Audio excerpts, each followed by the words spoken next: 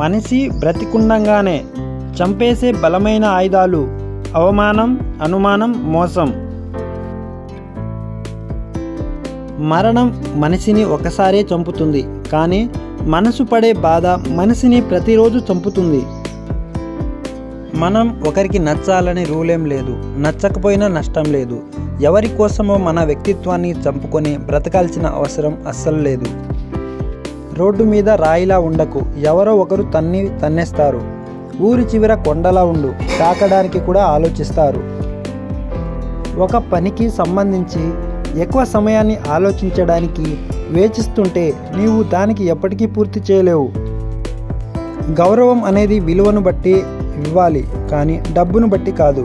ఎందుకంటే 100,000, 1,000 పెట్టి కొనుక్కునే మెట్టెలను కూడా కాళ్ళకి పెట్టుకుంటాం. అదే రూపాయల్లో కొనుక్కునే కుంకుమని నుదిటిన ధరిస్తాం. మనం గెలవడం అంటే మనుషులను కాదు, మనస్సులను గెలవాలి. ముందు వెళ్ళడం అంటే నెట్టుకుంటూ కాదు, నలుగురిని కలుపుకుంటూ వెళ్ళాలి. అప్పుడే మనం విజయం సాధించినట్టు. చచ్చాక శవంగా మారే శరీరం, ఎవరికి కనబడని ఆత్మ, మట్టిలో కలిసే మాంసం ముద్ద, కాయంలో ప్రాణం పోయాక ఒక్క క్షణం కూడా ఇంట్లో ఉంచుకొని బంధాలు. దీనికోసం అబద్ధాలు, మోసాలు, నీతి నియమాలు వదిలేయడం, పగలు ప్రతీకారాలు, పైశాచిక ఆనందం పొందడం. ఇది నేటి కలియుగ మానవ జీవనం. మధ్యతరగతి జీవితంలో 100 రూపాయలు సంపాదించే లోపు 500 రూపాయలు ఖర్చు ఎదురు చూస్తూ ఉంటుంది. అవసరం ఉన్నప్పుడు ఒకలా, లేనప్పుడు ఒకలా ఎలా మారతారో ఈ మనుషులు. మీది నటనే కావచ్చు, కానీ అవతల వాళ్ళది జీవితం. ఎవరిని అలా మోసం చేయకండి.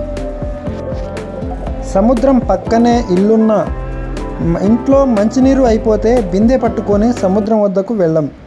అలాగే చుట్టూ ఎన్ని బంధాలు ఉన్నా అర్థం చేసుకున్న వాళ్ళ దగ్గర మాత్రమే మన సంతోషాన్ని, బాధని పంచుకోగలం. ఒక మనిషి జీవితం మొత్తం మీద ఏదో ఒక దానికి అడిక్ట్ అయిపోతారు. మందుకో, భార్యకో, తల్లిదండ్రులకో, పిల్లలకో ఎక్సెట్రా. ఒకవేళ వేటికి అడిక్ట్ అవ్వడం లేదు అంటే ఖచ్చితంగా తెలివైన వాడైనా ఉండాలి, లేదా అన్నీ వదులుకున్న సర్వసంగ పరిత్యాగి అయినా ఉండాలి. కోపం, ఆవేశం ఉన్నవారికి మోసం చేయడం రాదు. మోసం చేసే వాళ్ళకి కోపం, ఆవేశం ఉండదు. ప్రస్తుతం సమాజమంతా నటనతోనే ముడిపడి ఉంది. అలాంటి వారికే రోజులు కూడా బాగా కలిసి వస్తాయి. నువ్వు దాచిన నిజం నిన్ను నిద్రకు దూరం చేస్తుంది. నువ్వు చెప్పే నిజం నిన్ను మనుషులను దూరం చేస్తుంది. ఎప్పుడు నవ్వుతూ ఉండే వారిలో చెప్పలేనంత దుఃఖం చాలా ఉంటుంది, కానీ ఎవరికి చెప్పుకోలేరు. ఎందుకంటే మన బాధను కూడా హేళన చేసి నవ్వుకునే సమాజంలో బ్రతుకుతున్నాం మనం. అందుకే నవ్వుతూ ఉంటూ బాధను మర్చిపోయి ముందుకు వెళ్ళాలి.